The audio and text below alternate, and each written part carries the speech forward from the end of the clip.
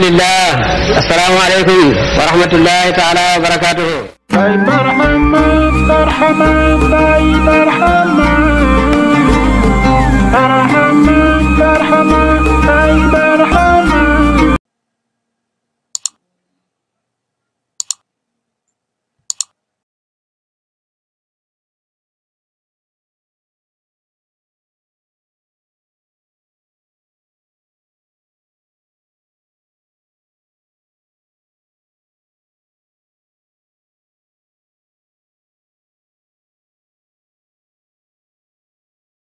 أعوذ بالله السميع العليم من الشيطان الرجيم. بسم الله الرحمن الرحيم. الحمد لله والشكر لله، فما بنعمة من الله وما توفيقي إلا بالله. صلوات الله وسلامه على خير خلق الله سيدنا محمد مظهر ذات الله وعلى آله وأصحابه إلى الله. وصديق الأكبر c'est lui Abu Bakr Siddiq, le fervent Farouqi. Je vais nommer Seydina Omar, le discriminateur du vrai et du faux, ce modèle de justesse, le défenseur des faibles par des mesures positives et concrètes, qui vivait dans la frugalité alors que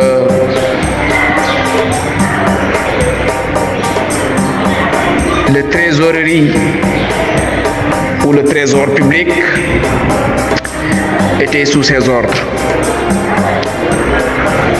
Wazun Nouraini,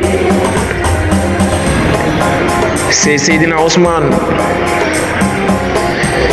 celui qui a épousé une autre fille au décès de sa femme, qui était aussi fille du prophète. C'est pourquoi on le nomme Zun Nouraini, bénéficiaire des deux Oura. Wababi Madinatul Ilmi,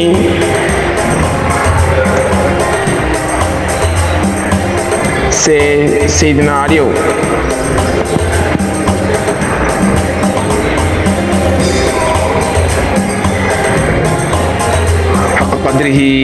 Wa miqdar lazim. Assalamu alaikum,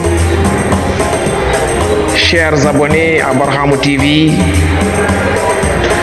C'est un plaisir de vous retrouver aujourd'hui pour poursuivre notre émission sur la vie et la généalogie du prophète Mohammed sallallahu alayhi wa sallam.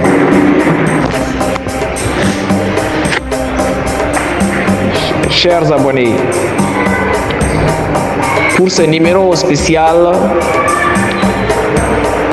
consacré au meilleur des hommes, nous allons nous attaquer à un sujet plus que spécial, le début de la mission. Mais avant de parler de cette mission, nous allons tout simplement revenir sur les certaines qualités exceptionnelles du prophète sallallahu alayhi wa sallam. Abul Qasim avait réuni en lui, par son éducation, les meilleures des qualités que l'on pouvait retrouver chez les personnes.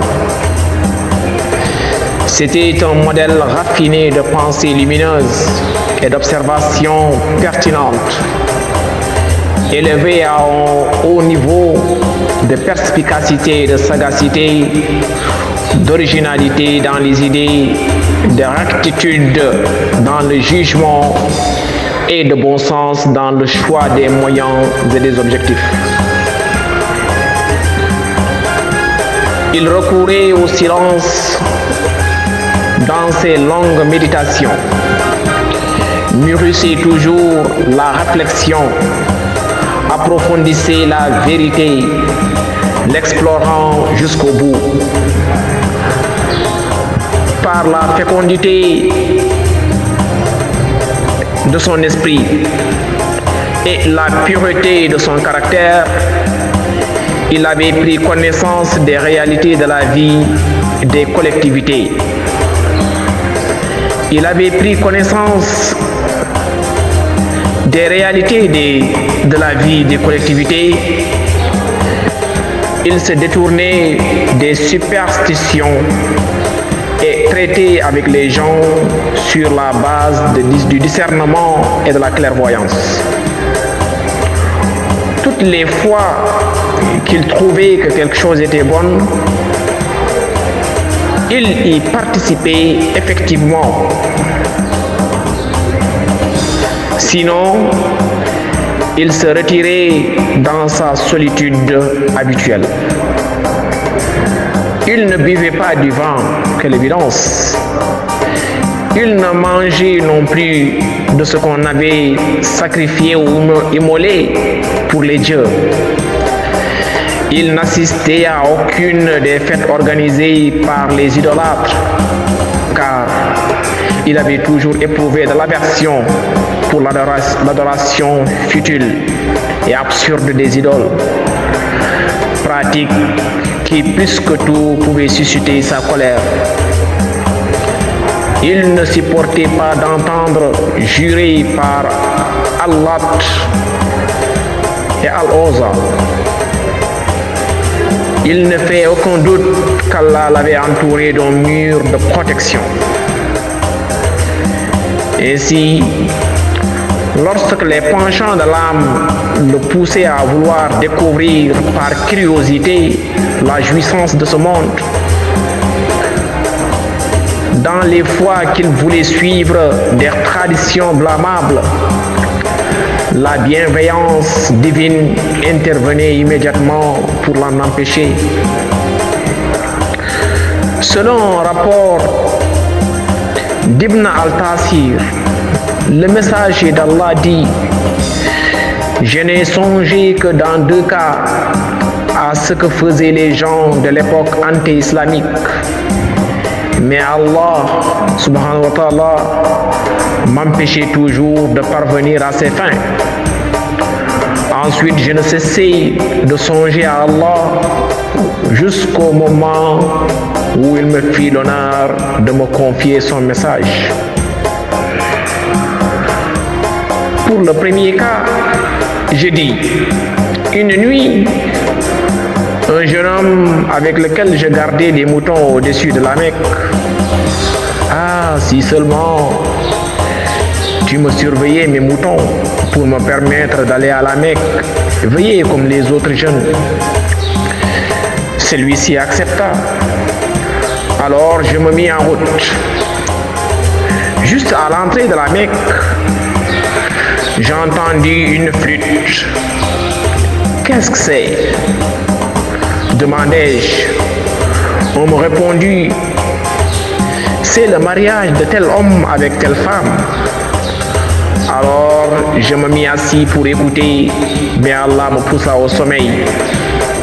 Et ce fut la chaleur des rayons du soleil qui le lendemain me réveilla. Ainsi retournai-je à mon compagnon. Celui-ci m'interrogea sur la veillée et je lui racontai ce qui s'était passé.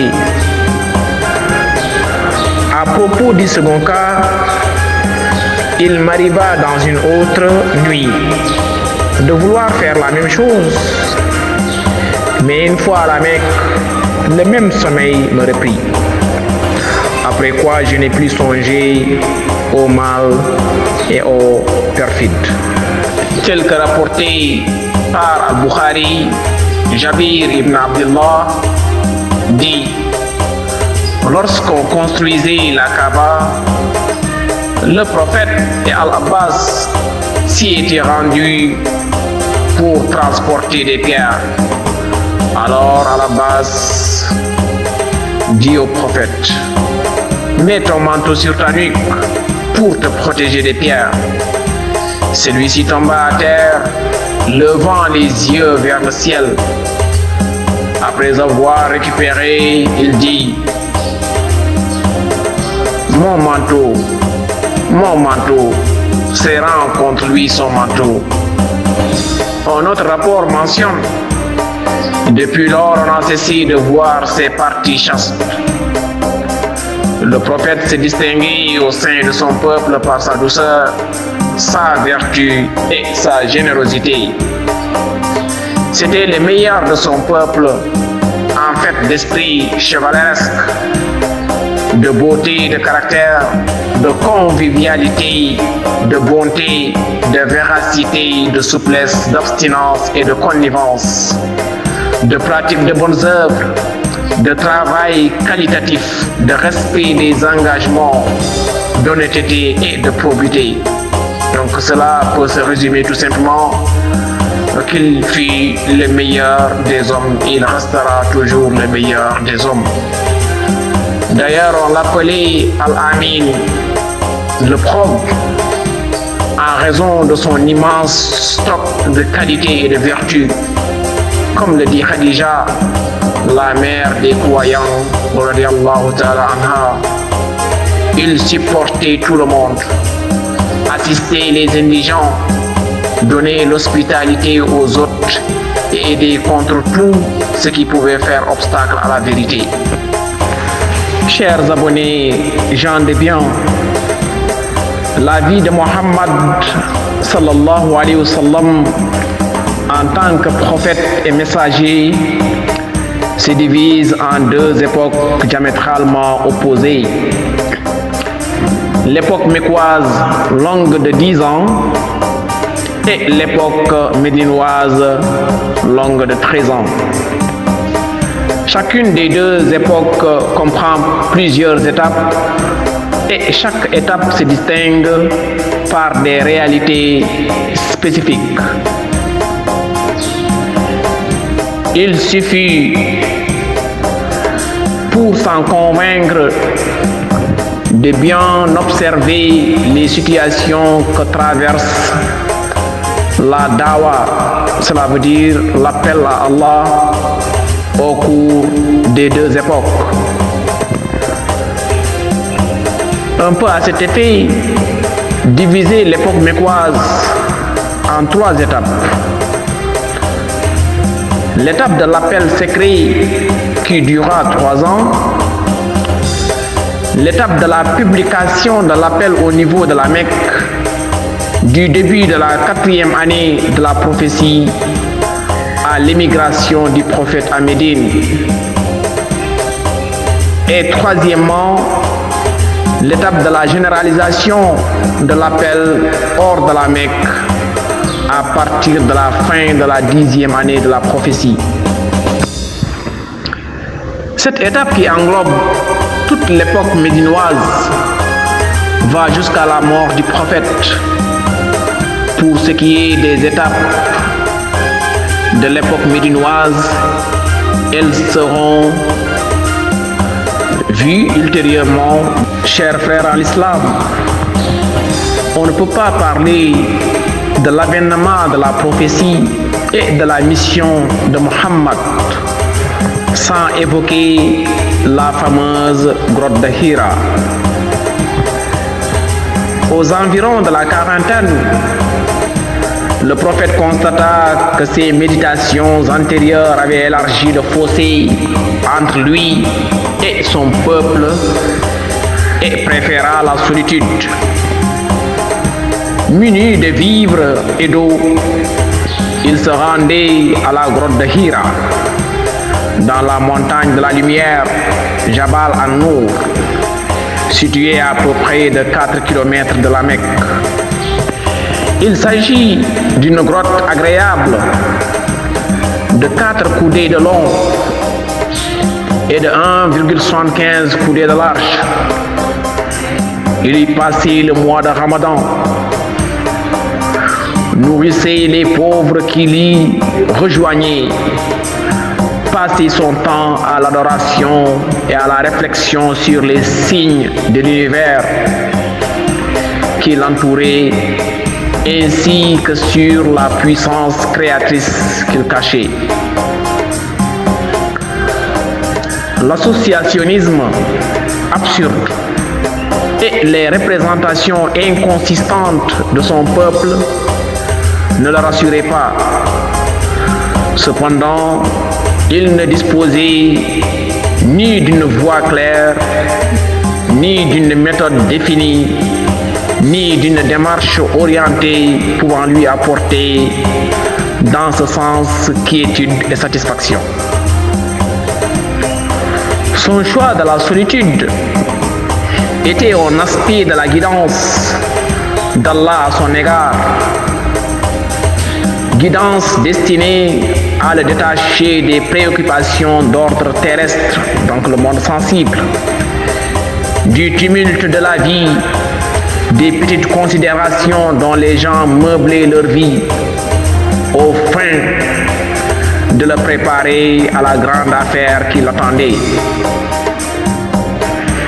Ainsi, le prophète s'apprêtait à endosser la lourde responsabilité, à changer la face du globe et à modifier le cours de l'histoire. Pendant 3 ans, Allah le voit à cette solitude avant de lui faire porter son message. Le prophète se lança donc dans une solitude pendant au cours duquel il ne communiait avec l'esprit, ou il communiait avec l'esprit de l'univers. Alors il méditait sur les mystères que cachait l'existence, jusqu'au moment où sonna l'heure de traiter avec ces mystères sous l'autorisation d'Allah subhanahu wa ta'ala. Chers abonnés, l'histoire est passionnante, car il s'agit là de l'histoire des meilleurs des hommes, celui grâce à qui l'homme créa l'univers et tout ce qui est contenu dans cet univers. Sur ces mots, chers abonnés à Barham TV, nous vous disons au revoir pour une nouvelle émission pour parler tout simplement de la descente de Jibril avec la révélation. D'ici là, nous vous souhaitons tout simplement la paix du cœur et de l'âme, la paix de l'esprit et du corps. Assalamu alaikum wa rahmatullah ta'ala wa barakatuhu.